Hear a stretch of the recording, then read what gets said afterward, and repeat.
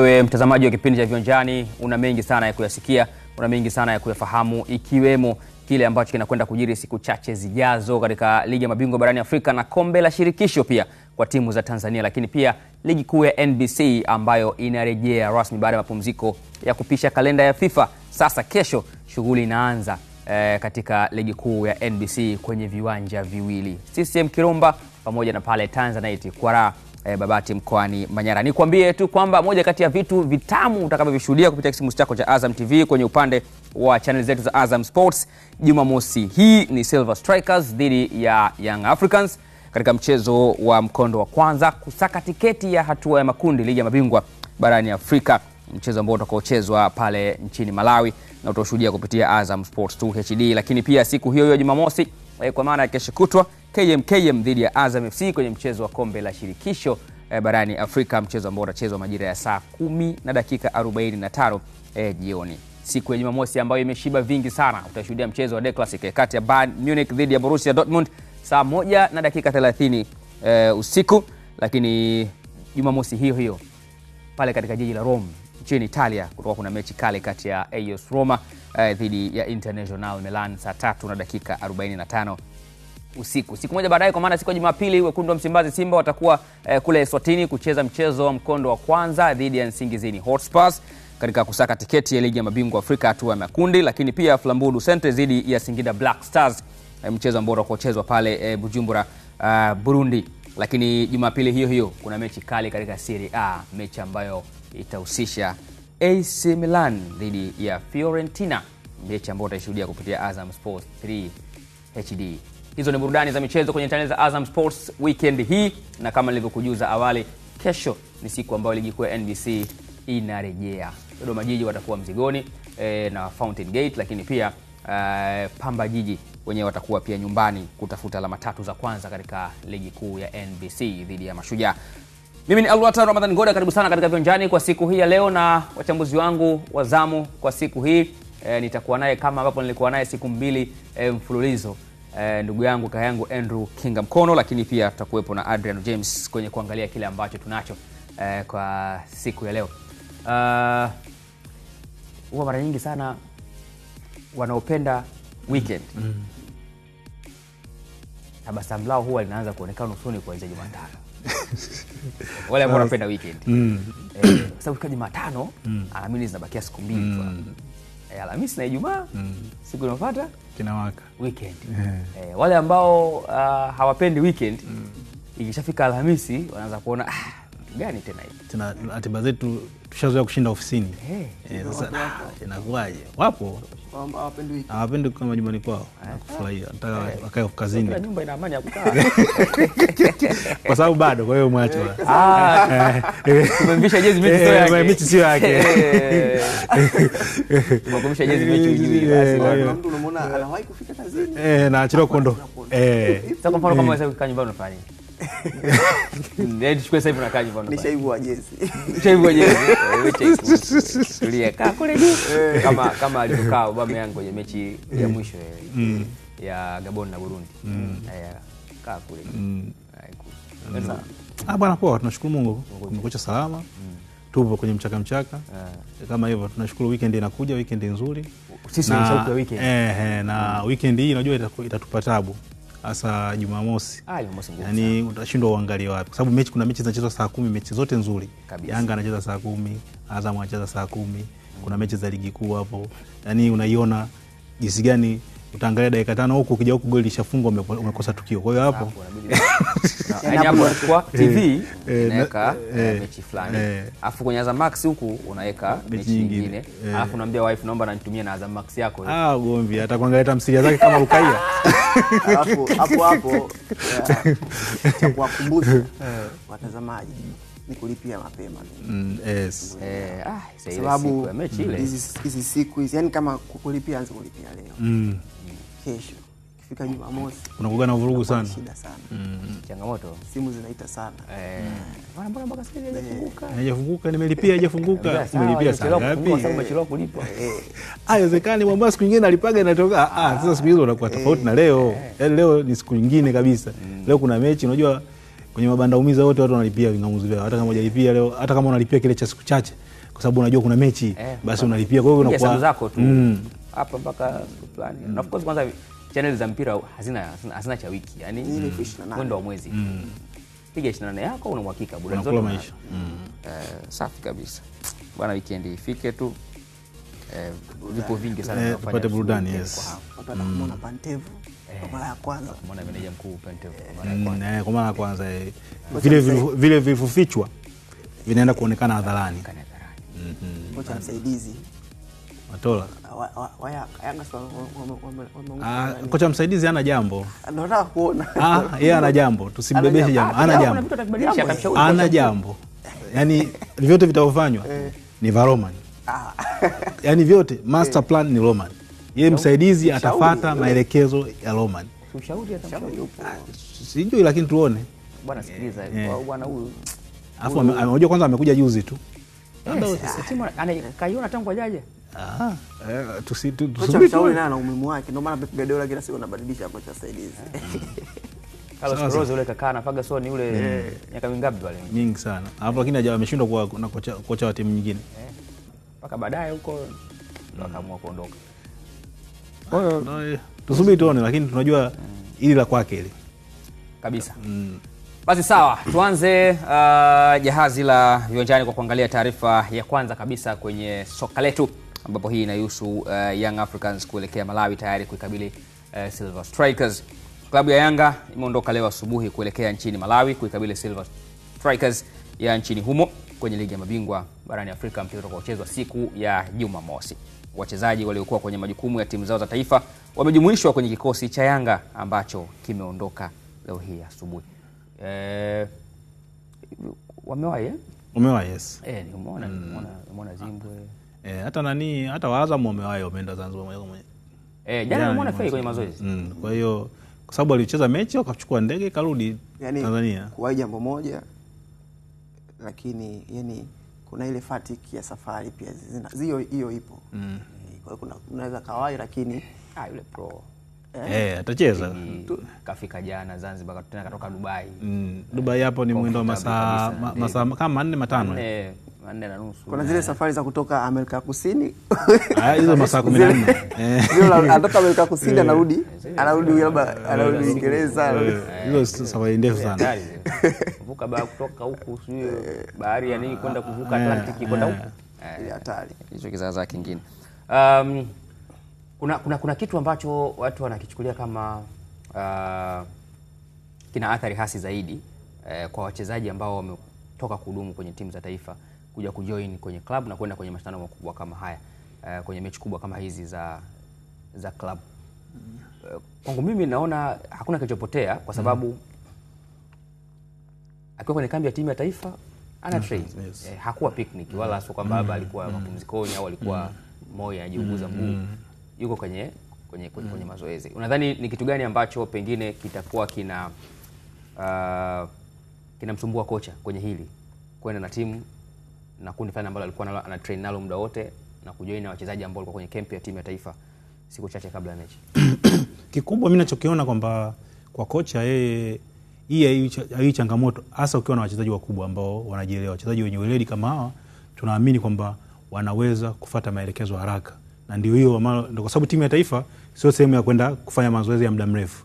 Timu ya taifa unaenda kucheza, mnaelekezwa, ndio maana mnakataa siku 3, siku 2, mnaelekezwa, mnaenda kucheza kufuata mfumo. Kwa sababu nyinyi tayari ni wachezaji ambao mnajua mifumo inafanyaje, kwa sababu kwenye timu mbalimbali zina mifumo. Na kwenye klabu kwa sababu mchezaji amekaa pale, anajua mbinu za kocha wao na jinsi ya kutumia. Labda changamoto ikiwa kama mchezaji ameumia au ndio hivyo amechoka kwa safari, kama itatokea hivyo, ndio ile inaweza kuwa changamoto kushindwa kwenda na wenzake. Lakini kwa kocha maelekezo yanajulikana, malengo yanajulikana ya timu toka mwanzo wa msimu. Mnajua malengo yetu. Yanga walisema tunataka tufuzu group stage. Hawajajiwekea makubwa sana. Kutaka kulipa. Wanasema sisi tuna group stage, rais alisema. Kwa hiyo hii ndo finali yao. Wafuzu, waingie group stage. Hapo mengine atakuwa yataamuliwa kutokana na hali itavyokuwa. Kwa hiyo wachezaji wanajua kwamba tunatakiwa twende tukafuzu. Kwa hiyo kwa kocha wachezaji kama hawa, yeye anachofanya wakati mwingine anaweza kuja kumuingiza moja kwa moja akaanza naye, kwa sababu anajua huyu ametoka mbali. Ni bora uanze naye kama kutakuwa na changamoto unaweza kumbadilisha kwa muingiza mwingine. Hasa unaamini kwamba huyu amecheza kwenye timu ya taifa, kwa hiyo amepata faida moja kwamba ya kufanya mazoezi na kucheza mechi ya ushindani. Kwa hiyo akija hapa anaongeza kitu kwa sababu tayari ana mechi za ushindani, tofauti na huyu ambaye alikuwa kwenye mazoezi amekosa ile ushindani wa mechi halisi, kwa sababu mtu anayecheza mazoezi tofauti na anayecheza mechi za ushindani. Kwa hiyo inampa faida kocha, hasa kwa wachezaji ambao tayari wamekuwa kiakili, wanajielewa, wanajua mifumo ya timu. Na kwa kocha kama Yanga una mtu kama Pacome, nimesikia Jobu ameumia, sijui kama ameumia kweli au na taarifa tu za awali, lakini kama Baka pamoja na changamoto yake aliyopata kadi nyekundu inaweza kama imemwathiri kisaikolojia, lakini akiweza akamtuliza akamwambia bwana, yale ya ligi kuu yaache, twende tukacheze mpira. Umeona Mwamnyeto yuko pale, Frank Zimbwe akwenda kwenye timu lakini yupo. Kwa hiyo nadhani hawa kina Mwamnyeto, Isra wana nafasi ya kuja kuonyesha kile ambacho wamekionyesha Dubai. Kwa hiyo nini uwezo, ushindani, wanajua okay, ukicheza na timu bora unatakiwa ufanye nini, makosa gani unatakiwa kufanya unapocheza na timu yenye ushindani. Kwa hiyo hivi vyote vinawasaidia wachezaji kuwajenga, na kocha anaweza kutumia ile kama silaha. Jamaa simeona kule mnaenda, ulifanya kosa hili, umeona adhabu. Kwa hiyo unapokuja kwenye mchezo huu utakiwa kufanya makosa ya namna hii, kwa sababu tutaadhibiwa. Tunatakiwa kufanya hivi, tunatakiwa kufanya hivi. Kwa hiyo wale inakuwa kwa rahisi kuingia kwenye timu na kuonyesha kile ambacho wanacho. Labda kuna changamoto nyingine kabisa ambazo si za kimfumo. Kocha asema hawa bwana, kutokana na msafiri mimi naona nilikuwa na program maalum ya hawa nilobaki nao, naamini hawa watanipeleka, kwa hiyo nyinyi mtanisubiri. Hiyo sawa, mazingira hayo yanaweza kawepo, lakini vinginevyo kocha hana sababu yoyote ya kumkataa mchezaji ambaye ametoka kwenye timu ya taifa, kwa sababu huyu yuko fiti kwa asilimia, hasa kama amecheza kwenye timu ya taifa. Maana kuna mtu mwingine ameenda kwenye timu ya taifa lakini akapata nafasi ya kucheza, kwa hiyo inakuwa hajapata uzoefu wa kutosha. Lakini kama mtu ambaye ametumika kwenye mechi zote za timu ya taifa zilizocheza hapa, kwake hiyo ni faida kubwa sana, kwa sababu amekutana na wachezaji mbalimbali, wamempa ushindani wa kiwango cha juu ambacho kinastahili kwa mchezaji kwa msimu kupata. Ushindani wa nafasi na headache ambayo anaweza kuwa nayo kocha Romain Folz, kuwa na wachezaji zaidi ya 2 3 kwenye eneo moja ambao wana uwezo kama sio unaofanana basi unaokaribiana kwenye kikosi cha Young Africans. Nafikiri ni kitu kizuri, na kila mwalimu anapenda kuwa na walau wachezaji 2 mpaka 3 katika kila nafasi, kwa sababu hiyo inamsaidia katika vitu mbalimbali, hasa katika ratiba ngumu kama hii ambayo ipo mbele hivi sasa. Kuna baadhi ya wachezaji walikuwa na timu zao za taifa wanarejea, na wakirejea moja kwa moja na wanaenda kwenye mchezo muhimu kama huu. Kwa hiyo hapa kwenye kuwa na deep squad ambayo ina wachezaji wenye ubora inamsaidia mwalimu kuwa na machaguo mengi, kwa sababu ukiangalia katika eneo la defensive yangu, tukianza kwenye eneo la defensive una mtu kama Israel upande wa kulia, mtu kama Kibwana Shomari upande huo wa kulia, lakini pia eneo la katikati una Ibrahim Baka, una mtu Dickson Job, una Frank Yasinki anaweza kucheza kulia, anaweza kucheza katikati. Una mtu kama Dickson Job, Bakari Nondo. Kwa hiyo inakusaidia kushoto Shadrack Boka, Mohamed Hussein. Kwa hiyo kuwa na machaguo mengi kwenye eneo moja inamfanya mwalimu kwanza inamsaidia pale inapotokea shida kwa mchezaji mmoja, lakini pili inakuwa changamoto kwake yeye endapo katika kila hiyo eneo kuna wachezaji wana perform katika the same quality, yani wanakuwa kwenye ubora ule ule. Sasa mwalimu inamuia ugumu kuamua nani nianze naye katika nafasi hiyo, lakini ni kitu kizuri katika kikosi kuna wachezaji wengi katika eneo moja, kwa sababu mwalimu inampa machaguo mengi ya kufanya, hasa katika huu mchezo. Timu zimetoka kwenye international break wanarejea. Wachezaji ambao labda wamesafiri kutoka umbali mrefu, let's say labda kuna Celestine Ekua alikuwa na timu yake ya Chad, labda mtu kama Pacome alikuwa na Ivory Coast, let's say labda Diarra alikuwepo na Mali. Kwa hiyo kwa wale wachezaji ambao mataifa yao ya mbali, anaweza kasema ngoja hawa niwape mapumziko kwa ajili ya recovering, ni watumie wachezaji ambao nilikopo nao kwa wiki kadhaa au kwa siku kadhaa ambao walikuwa kwenye programu yangu. Hiyo inamsaidia mwalimu kwenye upande huo, hasa katika mchezo muhimu kama huu. Kwa hiyo kwangu mimi kuelekea katika huu mchezo wa Silver Strikers dhidi ya Yanga, kwa ubora wa kikosi cha Yanga, kwa maana ya quality ya wachezaji ambao wapo kwenye kikosi cha Yanga, kila mchezaji ambaye anapata nafasi naamini anaweza kufanya kitu.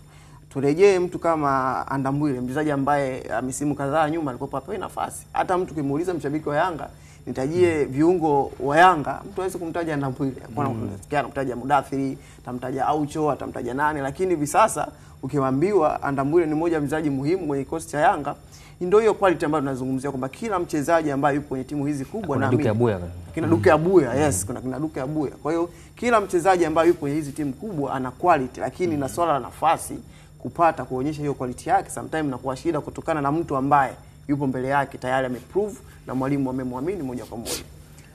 Yes, ni mechi ya mkondo wa kwanza Silver Strikers dhidi ya Yanga, mechi ambayo itachezwa siku ya Jumamosi pale Lilongwe nchini Malawi katika kutafuta tiketi ya kucheza hatua ya makundi ya ligi ya mabingwa Afrika.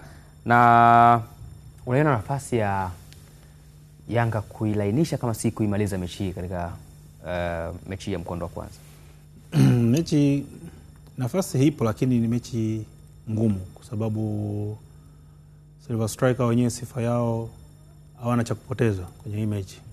Wao wanataka kuthibitisha, kuambia umma na dunia kwamba tuna timu inaitwa Silver Striker ambayo inataka kufanya jambo lake. Kwa hiyo wao kufungwa kwao hiyo sio habari. Wakifungwa na Yanga kwao sio habari.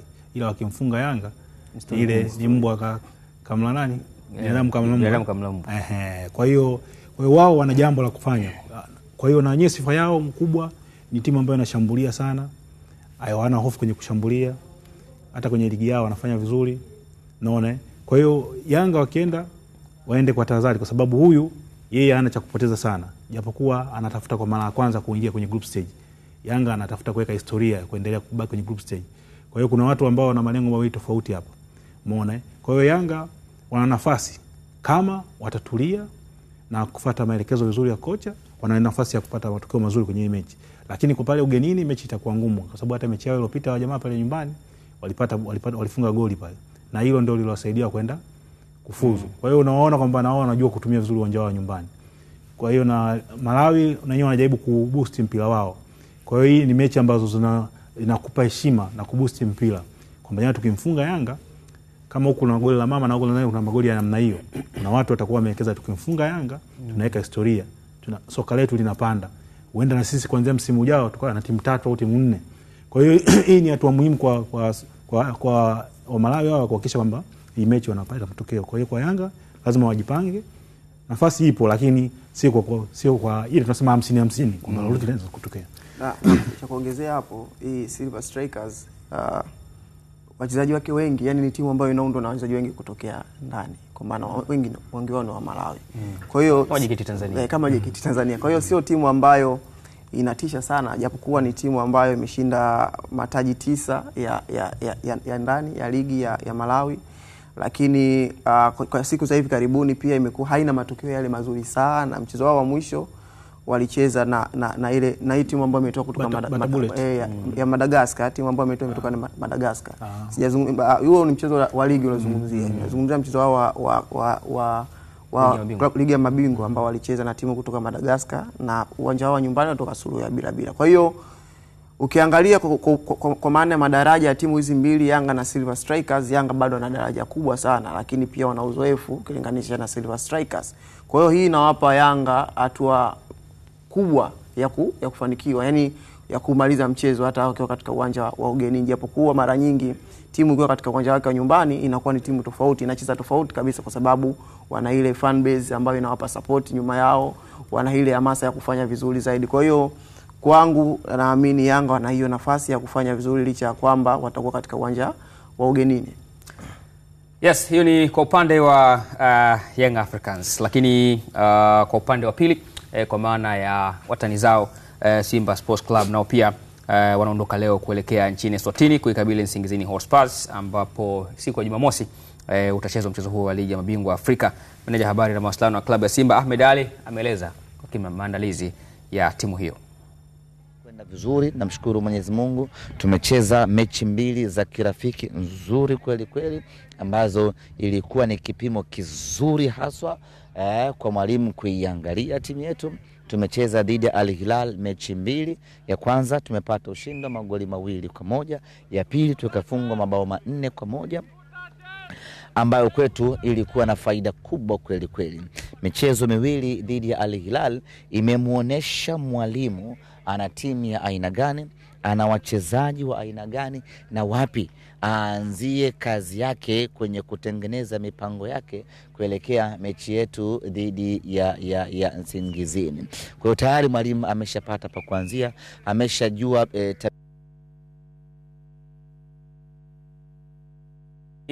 Ahmed Ali, meneja habari na mawasiliano wa Simba Sports Club, akizungumza kabla jinsi gani ambavyo yatakuwa maandalizi ya kuelekea kule nchini Eswatini kwenye mchezo huo dhidi ya Nsingizini Hotspurs. Umemsikia Ahmed? Hizi mechi mbili za kirafiki zimekuwa muhimu sana kwa Pantev kuangalia kikosi, kwa sababu Matola anakifahamu. Anajua in and out kikosi kikoje, lakini imempa nafasi kocha Pantev. Imetosha kiasi gani kujua sasa kwa timu nilivyoiona jinsi ilivyocheza mechi mbili za kirafiki pamoja na sessions za mazoezi alizocheza, niende nikaingia hivi kwenye mechi dhidi ya Nsingizini. Na uzuri ni kwamba unajua michezo ya kirafiki kikubwa mwalimu anachokiangalia pale sio kupata matokeo ya ushindi, japokuwa mashabiki wao wanahitaji timu kupata matokeo ya ushindi muda wote, lakini kwa mwalimu anaangalia zaidi hayo matokeo ya ushindi. Yeye anataka kuangalia timu yangu inachezaje, yeye anataka kuangalia mbinu zangu ambazo tumezifanyia kazi kwenye kiwanja cha mazoezi, wachezaji wanazitekeleza kwa kiasi gani, nani amefanikiwa zaidi katika huo upande, nani bado hajawa sawa katika huo upande. Kwa hiyo hii michezo miwili ya kirafiki imekuwa kipimo kizuri sana, na sio mchezo tu wa kirafiki, ni mchezo wa kipimo sahihi, yani ni competition game ambayo Simba wameipata katika huu mchezo. Wamepata ushindi katika mchezo wa kwanza, lakini wamepoteza katika mchezo wa pili. Nafikiri meneja wa Simba Pantev amepata somo kubwa sana ya squad yake. Ameweza kujua wachezaji wake katika mbinu ambazo yeye anaamini anazitumia, wapi wamefanikiwa na wapi wamefeli. Kwa hiyo kwenye hii michezo nategemea sasa kuona Simba katika huo mchezo dhidi ya Nsingizini wakicheza tofauti, licha kwamba hii michezo miwili hajafanikiwa kuiona, kwa maana ilikuwa ni michezo ambayo ilikuwa inachezwa bila ya mashabiki au bila kuonyeshwa, lakini kwenye mchezo dhidi ya Nsingizini nategemea kuiona Simba ya tofauti, kwa sababu kama timu ilifungwa mabao 4 kwenye mchezo wa kirafiki, inatoa taswira kwamba haikuwepo bora katika eneo lake la ulinzi. Kwa hiyo kitu ambacho nategemea kuona uimara wao kwenye eneo la ulinzi, lakini pia ubora wao kwenye eneo la kushambulia na kufunga mabao. Hayo ndio maeneo mawili ambayo nategemea kuwaona yakiwa bora sana katika chini ya kocha Pantev. Kwa hiyo kwangu mimi nasubiri kuiona Simba ya Pantev katika mchezo dhidi ya Nsingizini itakuwa ya aina gani. Anagusa mwanangu. Anaonyesha kwa vitendo. Meneja au mwalimu? Meneja mkuu. Anaonyesha kwa vitendo, yani lazima sio kwamba hapa anaonyesha kwa vidole tu, yani ninachotaka mfanye hiki hapa. Conference Baraza, unajua Baraza yani kuna muda anaingia kabisa, yani uwanjani anacheza, yani mkiwa mnacheza hizo small games anaingia kabisa, kula bip anaingia na anaonyesha pasi inapigwa hivi anaonyesha vitu vimo hapa ana move afa na movement zake zile, unajua kama zile za kudeshi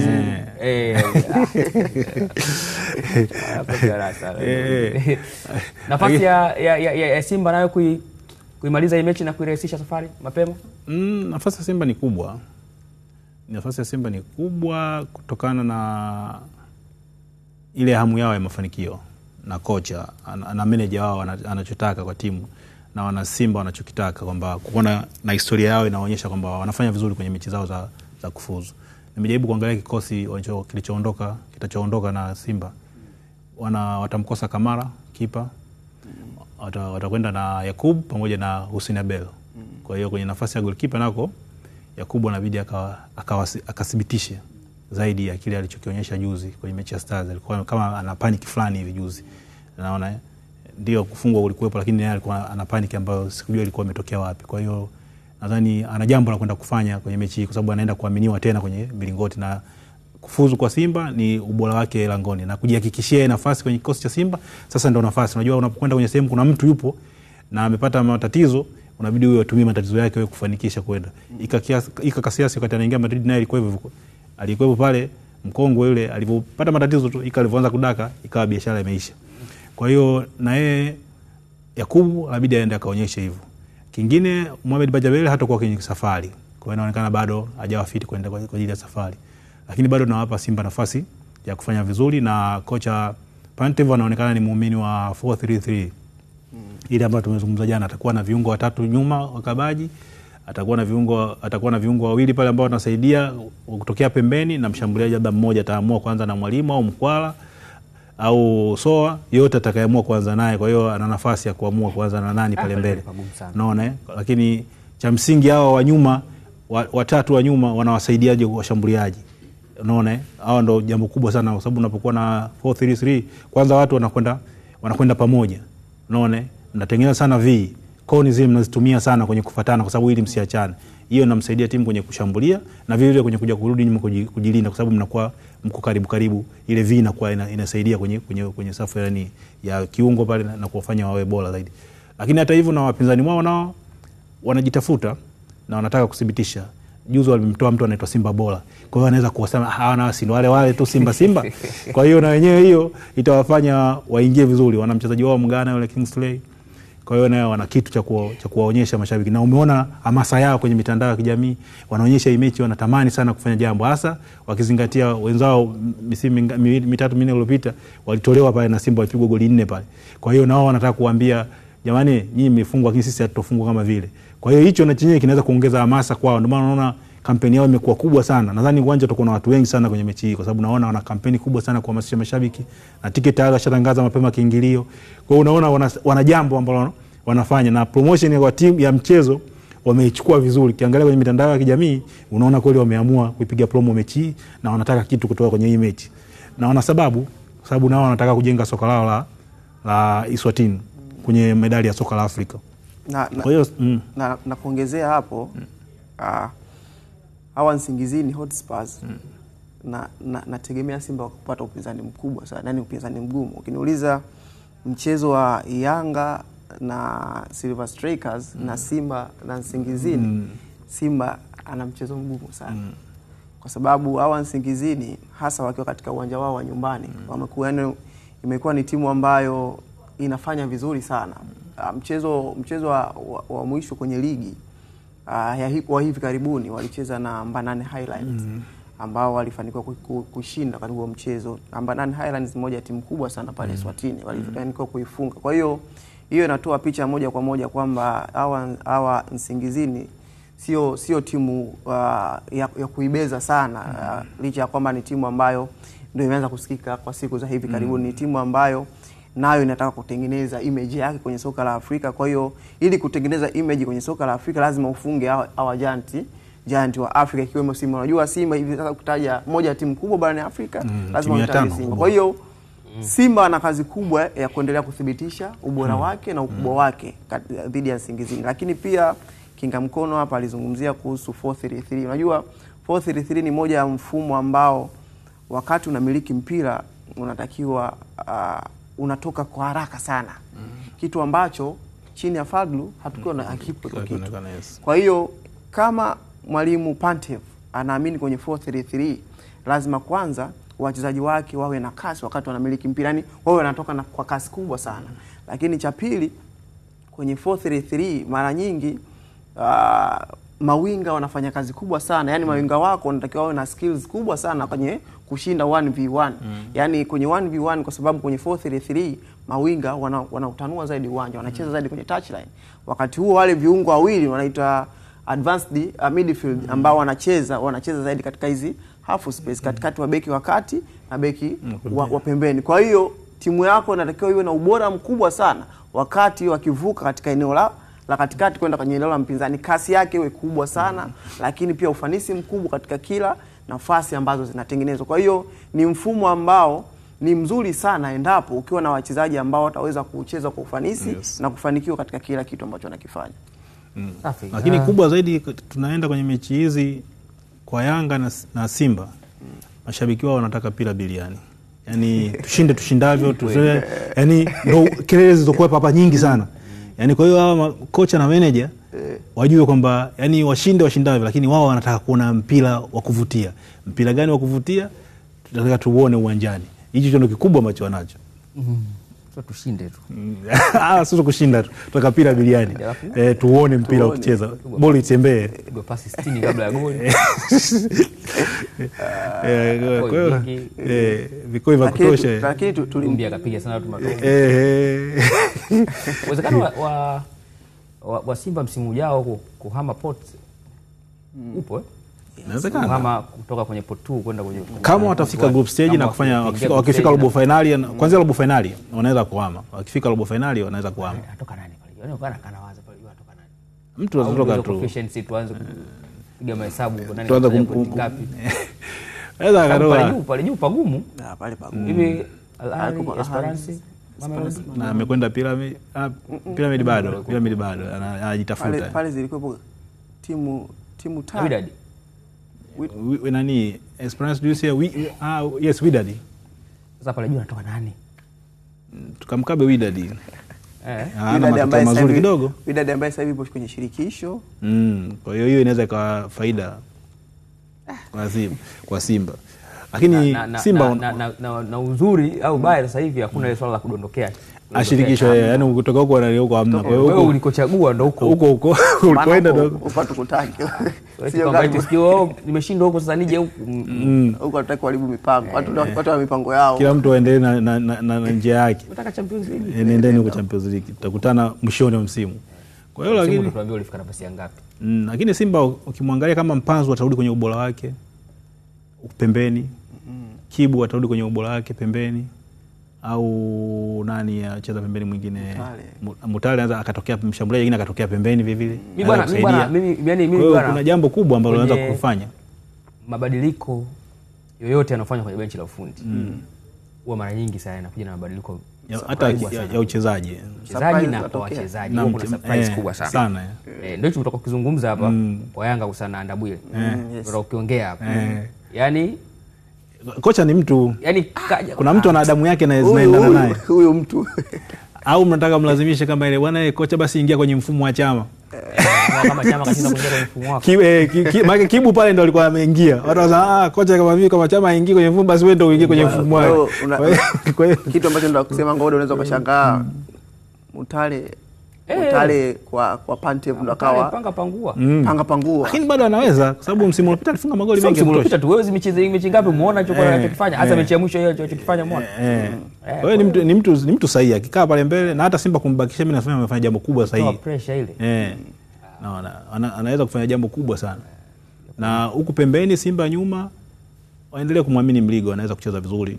Nimemwona kwenye mechi zake alizocheza hizo ameonyesha kiwango kizuri. Na yule Nabi kama aendelee kutumika katikati, nadhani atakuwa na mchango zaidi akitumika pale katikati akishirikiana kina Kagoma, kwa sababu yeye ana uwezo wa kucheza pasi za mwisho, ana uwezo wa kupiga chenga, anaweza kukaa na mpira, kitu ambacho kitakuwa msaada sana kwenye timu. Wakati mwingine timu ikiwa na mtu ambaye anaweza kukaa na mpira inawasaidia. Kwa hiyo Mligo akitokea pembeni anamuongezea nguvu Mpanzu. Kwa hiyo kule kuna kuwa na nguvu nzuri kwa sababu anaweza kupandisha, na bado Mligo unamuona bado damu inachemka, ana hamu ya kucheza mpira. Huku Kapombe mtu mzima hakuna tatizo lake. Kama amepata muda wa kupumzika hizi mechi kadhaa, akiendelea kule kukaza pembeni, basi pembeni Simba atakuwa anakimbia kama kawaida. Bado mimi pale juu.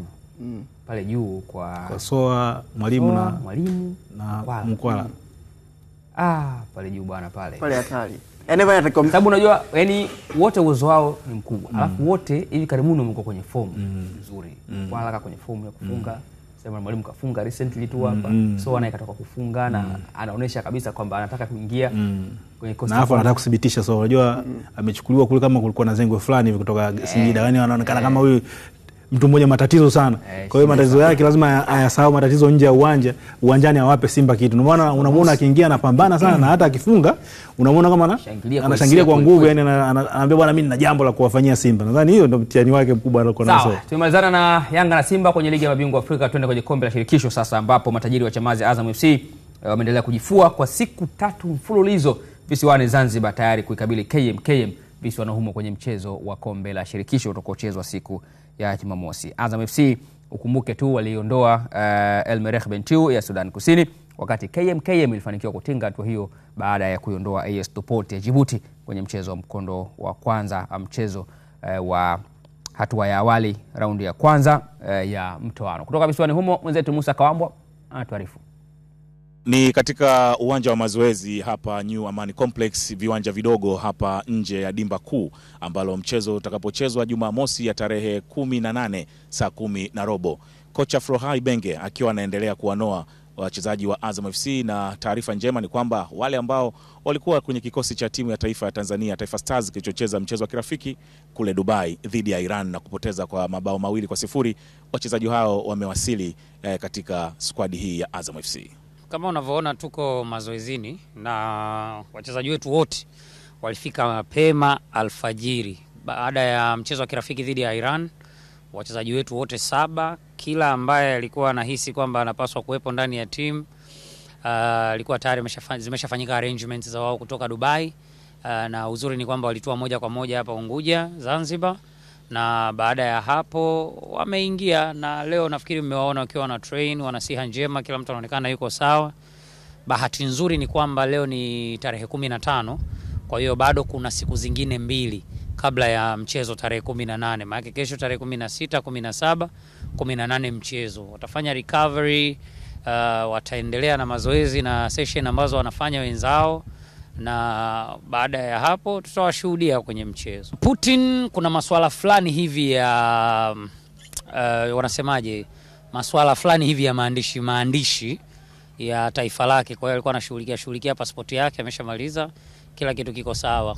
Huku kuliko baki ni wale ambao walikuwa kwenye timu ya taifa ya Tanzania, Taifa Stars, na wale wengine kama ambavyo tulikuwa tumesema awali kwamba tumekuja na mziki kamili, yani tumekuja na wachezaji wote. Kila mpinzani ambaye atakuja mbele tutamvalisha kinyago cha Real Madrid, tutamvalisha kinyago cha Manchester City, tutamvalisha kinyago cha Al Ahly, tutamvalisha kinyago cha Esperance, Raja Casablanca, Mamelodi, Kaizer. Yoyote ambaye huyu ukienda kucheza naye ni mechi ngumu na azifu hatujawahi kukutana naye, hapo ndiko ambako tutaonyesha mchezo mzuri. Kwa hiyo tunawaheshimu wapinzani wote ambao tumekutana nao kwenye hii nyakati. Tunakwenda kucheza na KMKM ambaye hajafika hapa aliko kwa bahati mbaya. Obvious ni mechi ngumu sana. Chini ya kocha Frohai Benge, wachezaji wa Azam FC watakuwa na kibarua cha kumshawishi ni nani ambaye atapata nafasi ya kuanza kwenye mchezo dhidi ya KMKM. Lakini kwa ujumla kikosi kizima kitakuwa kina kazi moja tu ya kuhakikisha Azam FC wanapata ushindi kabla ya mchezo utakaopigwa pale Chamazi. Kutoka hapa visiwani Zanzibar, Musa Kawambwa, Azam Sports. Asante sana Musa Kawambwa kwa taarifa hiyo ambayo imetuarifu nini ambacho kinaendelea kwenye kambi ya Azam FC hapo visiwani Zanzibar katika kujiandaa na mchezo huo dhidi ya KMKM. Inaonekana Azam waliratibu vizuri urejeo wa wachezaji wao kutoka kwenye kambi. Tulizungumza hapa. Uzuri wa Zanzibar kuna international airport kabisa. Kwa hiyo popote utakapotoka una uwezo wa kutoka ulikotoka. Hata Marekani toka ulikotoka afu moja pale. Tafuta tu ndege ambayo inapita Zanzibar basi. Na Emirates inapita Zanzibar. Na Zanzibar sasa hivi ndege ya watalii. Yaani ndege zote zinatua pale. Zinatua tu. Sasa hivi unajua kipindi fulani hivi cha mvuto wa utalii ndio kipindi ambacho Zanzibar wageni wengi sasa hizi miezi kuja sana wageni. Kuna kipindi ambacho Zanzibar ukifika jikaze, na hata hoteli kupata na kwa mtihani kidogo. Jikaze. Jikaze kulikweli. Ukienda uende kwa akili zako vizuri. Jikaze kulikweli yani. Kile kibubu ulichokuambia jana Bayona kwamba ukihifadhi ndio saizi wabidi ukiwe nacho ili ukienda kule ukivunje kweli kweli. Una kibubu? Sina kibubu. Sasa shangaa wewe Bayona ndio rafiki yako. Hapo ushauri wa kibubu anakuja kunipa mimi na cha kunipa wewe. Sina kibubu. Sasa kibubu. Unatafuta kibubu. Afcon December. Kwa nitafute kibubu kabisa niwe. Unaweka mzigo kwenda Morocco. Morocco pazuri bwana, usikwambie mtu. Au kutoka hapa mpaka December tutakuwa bado hivi. Sasa kibubu. Mwezi mmoja. Mwezi mmoja tu hapo. Utoboi? Kutoboa unaweza kutoboa, lakini sasa kwenye kibubu sauti zote hizi huku. Kibubu. Mimi nimempa njeni kama mimi naweka kupitia Azam Pesa. Azam Pesa. Azam Pesa naifungia bwana. Ukiweka kwenye Azam Pesa kuna shida gani? Azam Pesa ipo. Ukienda pale ukiweka kwenye Azam Pesa Safi kabisa, hakuna shida. Sasa kwenye kibubu tena. Iko si cha nyumbani. Maandalizi ambayo Azam wanafanya nayo pia inaendelea kutoa picha gani kuelekea mechi yao muhimu hii dhidi ya KMKM? Msikia Shimu anasema kwamba kila atakayekuja mbele huwa wanamvisha picha kinyago cha Mamelodi, Esperance, Raja. Na hiyo ndo itakuwa silaha kubwa kama hiki anachosema Ibwe kiwe kimeingia kwenye kambi na kocha anakizungumza hicho na wachezaji wakakivaa hicho kwamba jamani tunaenda kucheza sio KMKM tu bali tunacheza na watu fulani. Kwa hiyo watu waende kwa ajili ya mapambano. Wana timu nzuri Azam ambayo kila mtu akitazama hivi ina meta. Unaona hawa wanastahili kuchukua ubingwa wa ligi kuu msimu. Yaani waweze kuondoa kwenye watu ambao wanastahili kuchukua ubingwa wa ligi kuu Azam. Unaona wanastahili kufika group stage na hata kufika robo finali. Unawaona kabisa, unaona yani timu yao ukiangalia hivi ina meta kila sehemu. Kwa sababu ina watu, ina wachezaji wengi, ina mwalimu mkubwa, ina wachezaji wakubwa, wachezaji ambao unaonekana kama wana hamu, lakini sasa isije ikawa na ule mzimu wa Simba mwaka robo. Simba ilisumbuka nao sana mpaka msimu uliopita, unajua wakati wanaenda wanafuzu robo finali, ilikuwa watu kila mtu aamini kwamba watatoboa kweli. Kwa hiyo na hata Azam nao wana huo mzimu kwamba wakutofuzu kwenye group stage. Kwa hiyo huo kitu wakivunja ile record safari hii, nadhani watajitengenezea wigo mpya sana ambao utawasaidia sana kwenda mbele. Na mitihani midogo ndio ambayo sana sasa bwana mtihani ulikuwa rahisi ukija kuangalia matokeo yanakupa kitu cha tofauti. Lakini kama lengo na dhamira hii wanayo, una Faisal, una Baraket, una Sadun pale mbele, yani una nani Kitambala yuko pale mbele. Yani pale mbele unakuwa una wasiwasi wa goli kwamba goli litapatikana, lakini goli zuri lipatikane mapema ili washushe pressure. Kwa sababu mechi kama hiyo ukicheza na watu kama KMKM wakifanikiwa kukuzuia kwenye dakika 45 za kwanza, kipindi cha pili kwao kitakuwa kigumu, sababu sasa wewe utaanza kupambana na pressure.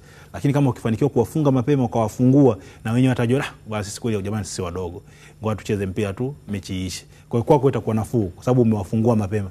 Lakini ukaacha wakakuzoea, mechi inakuwa ngumu kwa sababu unaona kumbe wale wana miguu miwili na sisi miguu miwili tunawaweza. Wakishasema tunawaweza, mechi ile inakuwa ngumu. Lakini ukienda pale umemtandika dakika 5 za kwanza umempa anajua hawa wakubwa. Kwa hiyo naye atacheza kukujiami zaidi, atakaa nyuma, kwako inakuwa nafuu, unaichukua mechi, unaimaliza mechi. Kwa wachezaji waliokuwa nao, waliokuwa benchi na waliokuwa kiwanjani, unaona kila mtu ana nafasi ya kuonyesha kiwango. Yote atakayepangwa anaweza kukupa goli kwenye mchezo. Kwa hiyo kazi ni kwa kocha Ibenge kudhibitisha hilo kwamba ndoto yao ya kufika group stage anaitimiza msimu huu. Uwezekano wa Azam kuvunja mwiko na kutoboa sufuria upo. Yaani kuvunja mwiko kuingia makundi na kuvuka zaidi ya hatua makundi, wakaenda kujiwekea baa nyingine kwamba msimu wa kwanza tunaingia group stage ya michuano ya CAF. Tulivuka tukaenda mpaka robo finali na kuendelea. Uwezekano huo upo, na kwenye kipindi hiki cha maandalizi naamini mwalimu Ibenge akizungumza na wachezaji wake anawakumbushia michezo ambayo ilikuwa kama ya aina hii ambayo walishindwa kuqualify. Atakumbushia mchezo dhidi ya Al-Qada ambao walishindwa, dhidi ya IPR misimu miwili nyuma walishindwa kufanya hivyo. Kwa hiyo wachezaji kwa sasa hivi wanatengenezewa mentality. Tunajua kuua ile mentality ambayo ipo kwa wachezaji kwamba kuvuka group stage kwetu sisi imekuwa ni jambo zito, lakini kwa msimu huu inawezekana kwa sababu tuna quality players ambao wanaweza kufanya hivyo. Sio kwamba misimu iliyopita hawakuwa na wachezaji wa aina hiyo, walikuwepo nao lakini walikuwa wanashindwa kufanya hivyo. Kwa hiyo kwangu mimi naamini msimu huu wanatakiwa kuvunja huo mwiko. Yaani kuvunja huo mwiko na kufika katika group stage.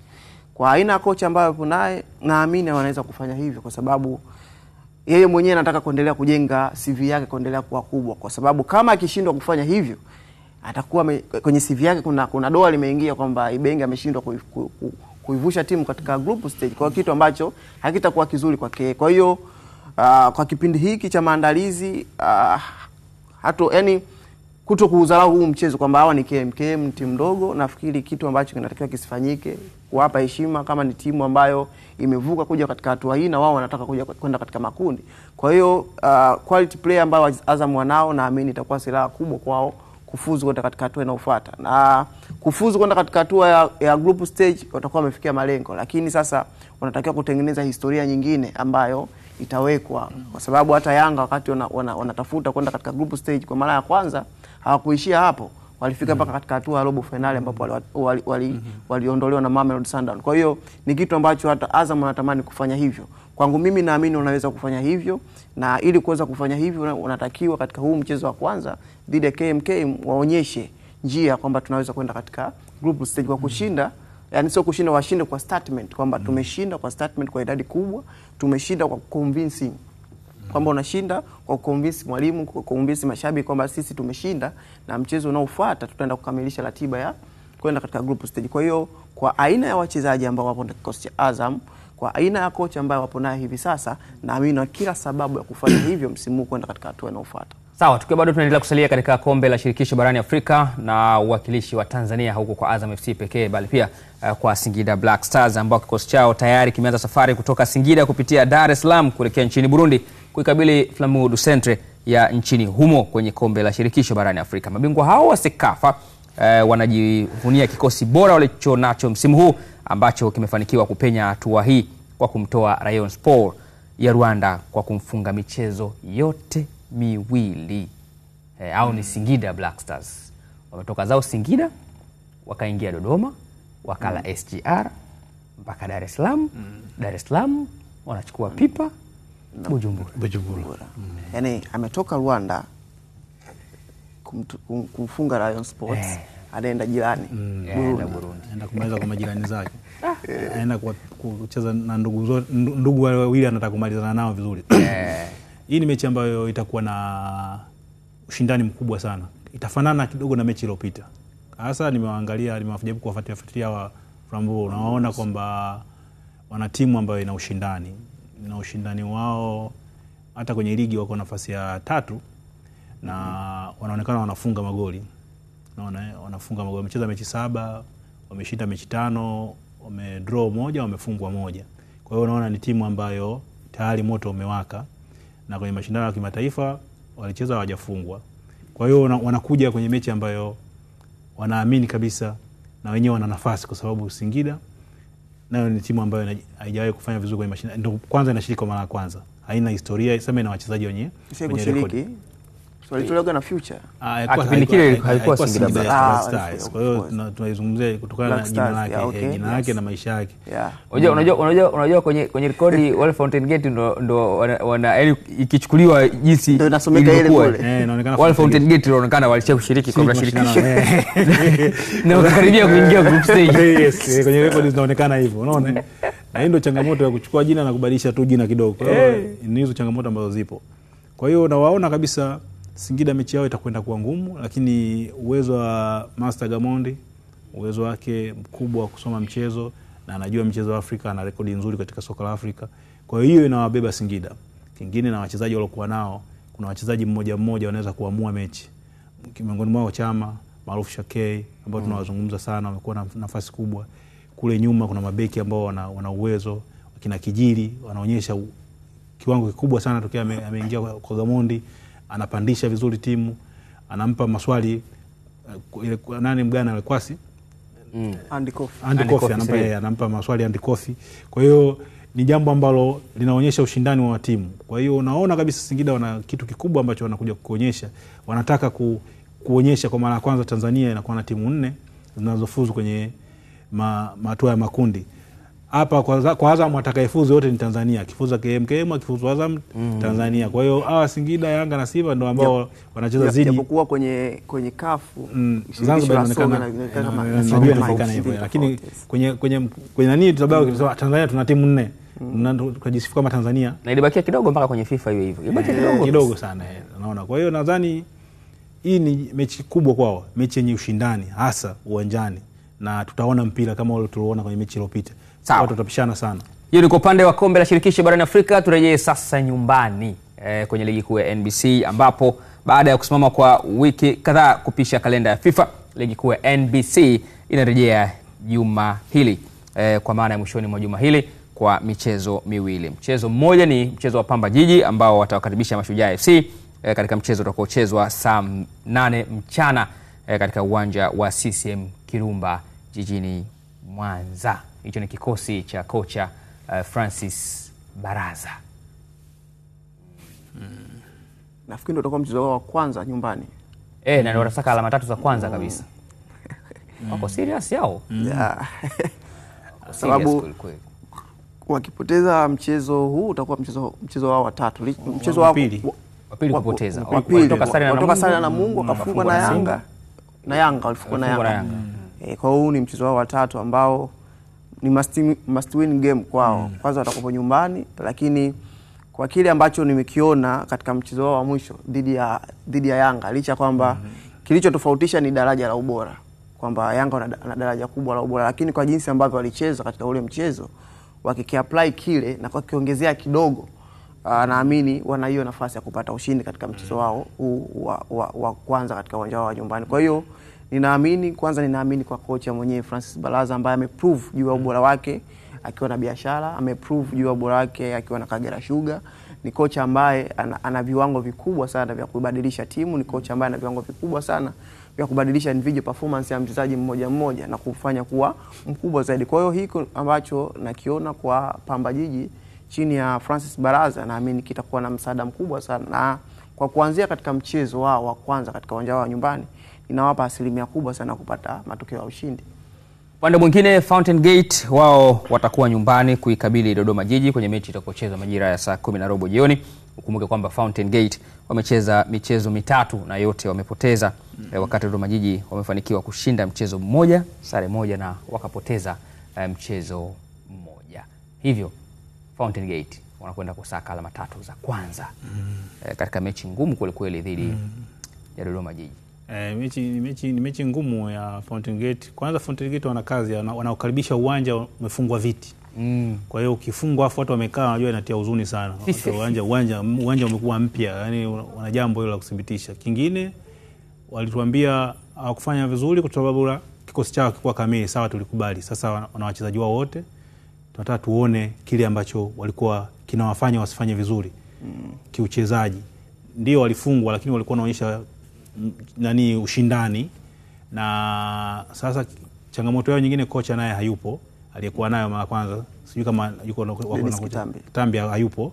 Kwa hiyo wanarudi kwenye mashindano haya, wanarudi kwenye mechi wakitaka sasa kuonyesha kwamba pamoja kocha ameondoka, tulikuwa naye msaidizi bado ana kiwango cha kutusaidia, na kocha mpya atakayekuja alete kitu gani, na kikosi kimetimia.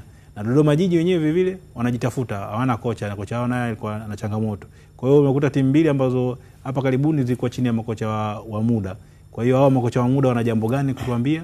Ndio hasa kikubwa tunaweza kuona, lakini tunaamini kutakuwa na ushindani mkubwa, hasa kutokana na washakutana kwenye mashindano ya Kwara wakati walicheza. Nadhani Dodoma Jiji wana wachezaji wazuri, yule Mgaya anacheza vizuri, naona wana wachezaji wakina Kipagwile. Kwa hiyo wana wachezaji wazuri ambao wanaweza kuwapa matokeo. Wana Mkongwe Banda kule nyuma.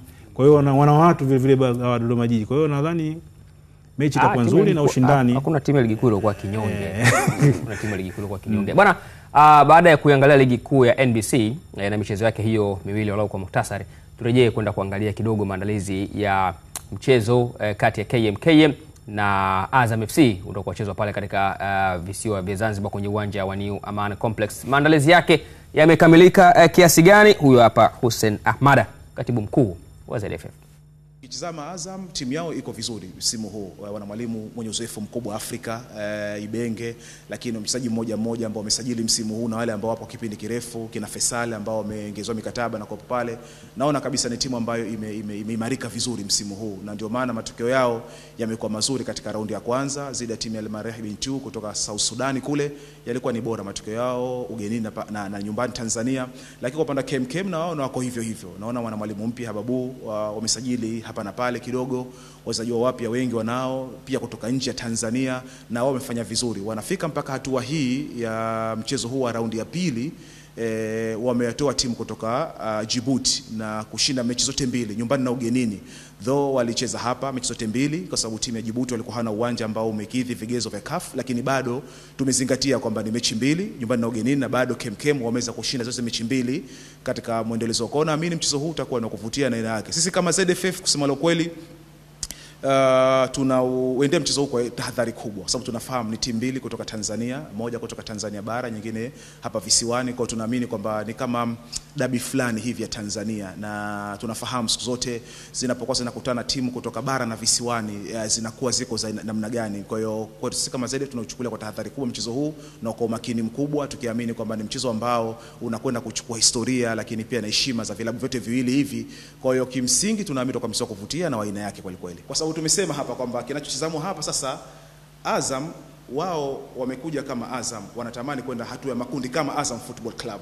Lakini sisi inakwenda KMKM sasa kama Zanzibar pia. Tunatamani kuona klabu kutoka Zanzibar inakwenda hatua ya makundi, jambo ambalo halijia kutokezea. Kwa unaweza kuona kuna tofauti hapo Maana ingekuwa labda tunakwenda hatua ya makundi Zanzibar kawaida kila msimu, labda Mlandege kenda, Malindi kenda, Zimamoto wamekuwa na KVZ. Kwa ingekuwa sasa ni issue ya KM peke yake kwamba anajaribu kuenda kuchase history ya kwenda hatua ya makundi. Lakini kwa sasa hivi sio KM, inakwenda KM kama team, lakini na Zanzibar nayo tunatamani kuona kwamba tunakuepo katika zile record books zile kwamba tumekwenda hatua ya makundi klabu kutoka Zanzibar. Kwa hiyo hii inaniaminisha kuonesha kwamba utakuwa ni mchezo ushindani kidogo.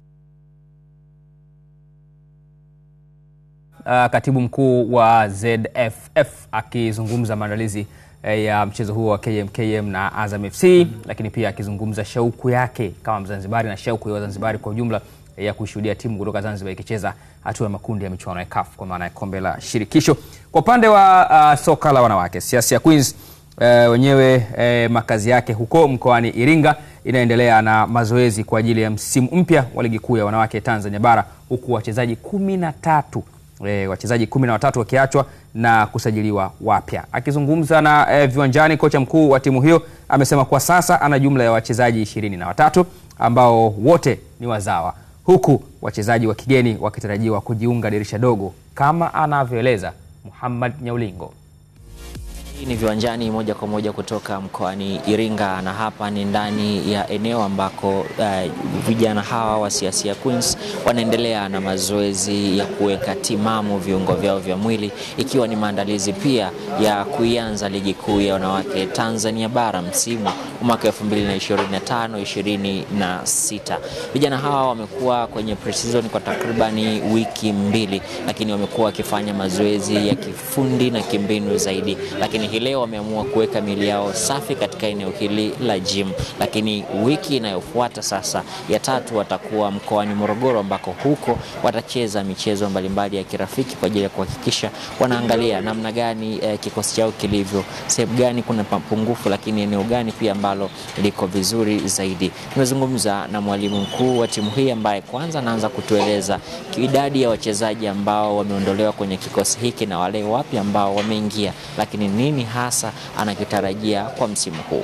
Nimeanza wiki ya kwanza, hii ndio wiki ya pili, na wiki ya 3 Mungu akipenda nafikiri kuanzia Jumanne 3 tutakuwa Morogoro kucheza mechi za kirafiki kama 3-4 hizo mafululizo ili kuangalia kikosi kimefikia wapi.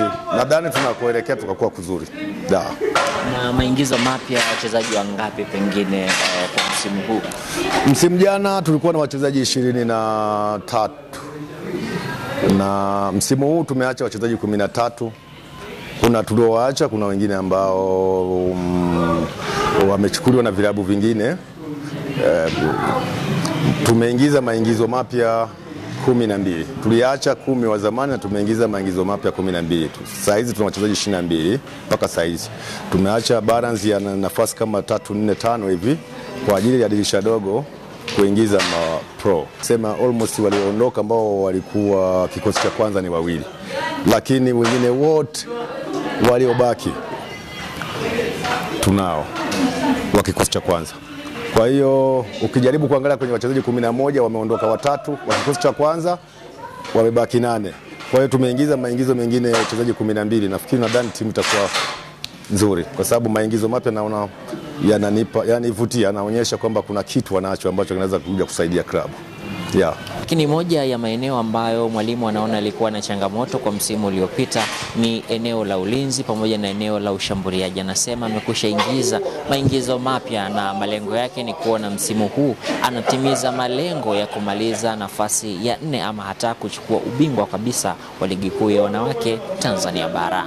Malengo niliyopewa na uongozi ni kuhakikisha tunaingia kwenye top 4 na mimi kuna condition ambazo nimewapa ambazo nazihitaji dirisha dogo tuweze kufanikisha kupata baadhi ya player ambao niliwapendekeza, na uongozi umekubali kwamba kwa sababu tutacheza mechi kama 4-5 hivi afu dirisha dogo nafunguliwa, wameniahidi ndani ya wiki 2 hizi wachezaji hao watakuja tuweze kupambana, na wakija kwa namna mimi ambavyo nimeangalia na timu hii ilivyo, tunakwenda kwenye ushindani wa kushindana. Lakini je, pre-season hii imekuwa na manufaa kwa kiwango gani kwa wachezaji na namna gani wamejiandaa kuhakikisha wanatimiza malengo ya klabu? Naweza nikasema pre-season yetu tumeanza vizuri, japo tulichelewa kidogo kwa maandalizi, lakini tunamshukuru Mungu mpaka hivi sasa tulipo tunaendelea vizuri na tumejiandaa vizuri kwa ligi kuu. Tutajituma tu. Hamna kitu kigumu. Jitihada ndio hivyo. Mara nyingi tunawatrain hivi ili kesho na kesho kutwa atakapokutana mchezaji ambaye yuko bora na yeye ataonesha ubora wake. Sasa ubora wake unakuja wapi? Ni pale ambapo wanatrain haya mazoezi ya physical fitness ambayo yanaenda beyond yale mazoezi ya uwanjani. Sasa kikosi hiki cha Siasia Queens bado kiko mkoani Iringa kikiendelea na mazoezi yake kuhakikisha basi wanakuwa vizuri wanapoenda kuanza msimu mpya wa ligi kuu ya wanawake Tanzania bara. Lakini mchezo wa kwanza ambao wataufungua ni tarehe 6 Novemba dhidi ya Geita, mchezo watakaocheza ugenini. Lakini wachezaji wanasema wamejiandaa vyema kuhakikisha alama 3 zinasalia Iringa badala ya kwenda Geita. Muhammad Nyaulingo, na hii ni Viwanjani.